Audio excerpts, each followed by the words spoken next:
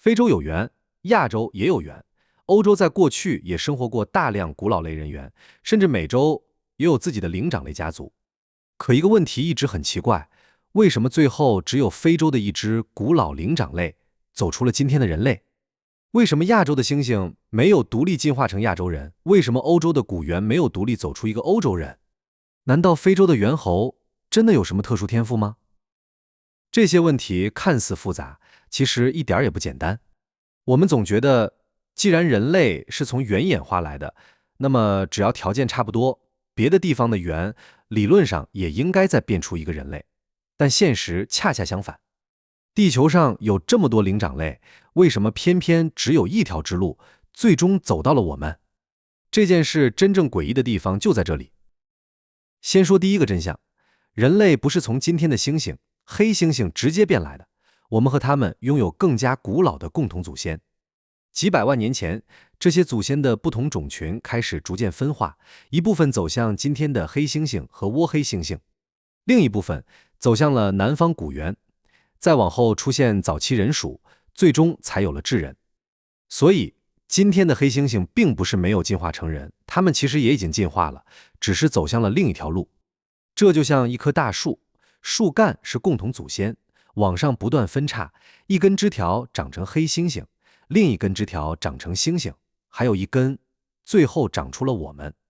沒有哪一根是升級成功，因為進化根本不是升級。第二個問題來了，如果進化沒有目標，為什麼人類這條之路偏偏出現在非洲？過去很長時間，人們喜歡用一句話解釋，因為非洲草原越來越多，森林減少，猿猴被迫下樹，開始直立行走，最終進化成人類。這個故事非常好懂，但它並不完整，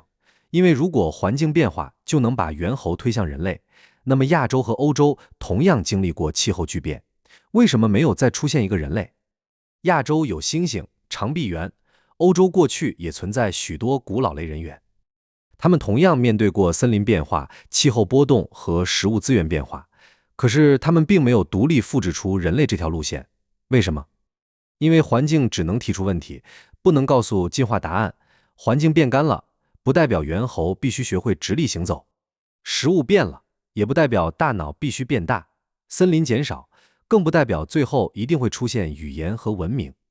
自然選擇從來不會說下一關請進化成人類，它只會不斷篩選什麼樣的身體更適合活下來，什麼樣的行為更容易留下後代，僅此而已。所以真正的問題開始變了，為什麼非洲某一只靈長類恰好把一系列極其特殊的能力疊加到了一起？這才是關鍵。你仔細看人類，就會發現我們真正特殊的地方從來不是某一個特徵。直立行走不是人類獨有，會使用工具也不是，動物之間的合作更不是，甚至某些动物的認知能力也非常驚人。真正罕見的是，這些能力在人類身上形成了一種連續的組合。先是長期穩定的直立行走，這讓雙手擁有了更多精細操作的機會。然後是更加複雜的工具使用，工具又改變了獲取食物和應對環境的方式。更複雜的生存方式給大腦提出了更高要求，大腦的變化又讓社會合作更加複雜。合作需要交流，交流推動語言，語言又讓經驗能夠被保存和傳遞。接下來，一件真正改变遊戲規則的事情出現了，文化開始累積，這可能是人類最可怕的能力之一。一只猿使用一根石頭砸開食物，到這裡其實沒什麼驚天動地。真正厲害的是，它的後代不用重新發明，下一代可以學會，再下一代可以在原來的基礎上繼續改，一代接一代，技術開始像滾雪球一樣增長。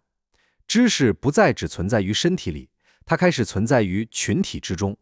於是，人類第一次擁有了一種非常特殊的能力，不僅適應環境，還可以反過來改造環境。火、工具、狩獵、語言、合作，最終共同構成了一個越來越複雜的系統。而這個系統一旦啟動，就可能形成一種正反饋。越聰明，越能使用工具；工具越複雜，越需要合作；合作越複雜，越需要交流；交流越複雜，越需要更強的認知能力，更強的認知能力又推動更複雜的文化，就這樣一步推着一步，最終出現了我們。可是問題還是沒有完全解決，為什麼這套組合沒有在亞洲再出現一次？為什麼沒有一隻亞洲猩猩也沿着同樣的路線走幾百萬年，然後獨立變成一種類似人類的智慧物種？為什麼歐洲也沒有？這裡必須承認，科學目前並沒有一個完整確定的答案。我們可以通過化石研究人體結構，通過基因研究不同古人類之間的關係，通過古氣候重建當時的環境，通過考古遺址追蹤工具火河文化的發展。這些證據能夠告訴我們，人類早期演化的重要階段發生在非洲，但它們還不能讓我們指出一個唯一原因，就是這個因素讓人類誕生了。因為人類的出現很可能需要太多條件同時成立：遺傳變異、生態變化、地理隔離、種群數量、食物資源、競爭、合作、遷徙，甚至包括大量無法重建的歷史偶然。換句話說，人類不是某一個開關被按下之後突然誕生的，而是很多開關一個接一個碰巧被打開，只要其中幾個環節改變，歷史都可能完全不同。而歐洲其實給我們展示了一個非常殘酷的答案：歐洲並不是沒有古人類，恰恰相反，尼安德特人長期生活在歐洲及西亞，他們會制造工具，會用火，有複雜的社會行為，但他們最終並沒有成為今天的現代人。亞洲也是一樣，這裡曾長期生活着直立人等古人類，後來還出現了丹尼索瓦人等支系，可這些故事最終都沒有獨立走出第二個現代之人。這說明一件非常重要的事情，即使你已經走上了人類這條路，也不意味着最後一定能走到今天。演化的路上，滅絕同樣普遍，很多支系出現了，很多支系又消失了。我們今天只看見最後留下來的這一根枝條，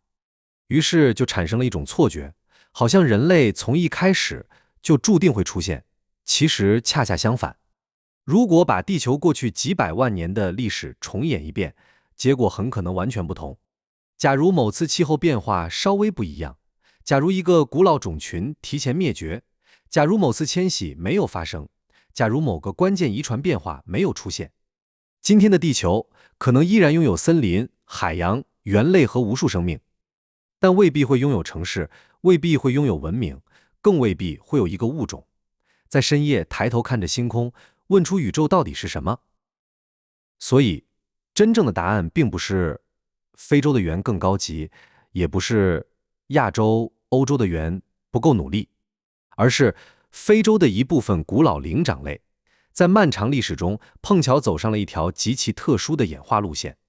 而這條路線又恰好把直立行走、雙手操作、大腦擴張、工具、合作、語言和累積文化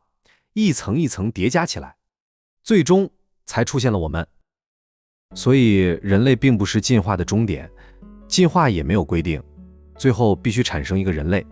我們只是生命之樹上一根非常特殊的枝條，而亞洲、歐洲那些靈長類並不是沒能成為我們，他們只是沒有走我們走過的那條路。說到底，人類最值得驚嘆的地方，也許不是我們有多聰明，而是在如此漫長、如此龐大、充滿無數分叉的生命歷史中，偏偏有一條路最後走到了我們。這條路一旦換一個方向，今天的地球可能就沒有人類這三個字了。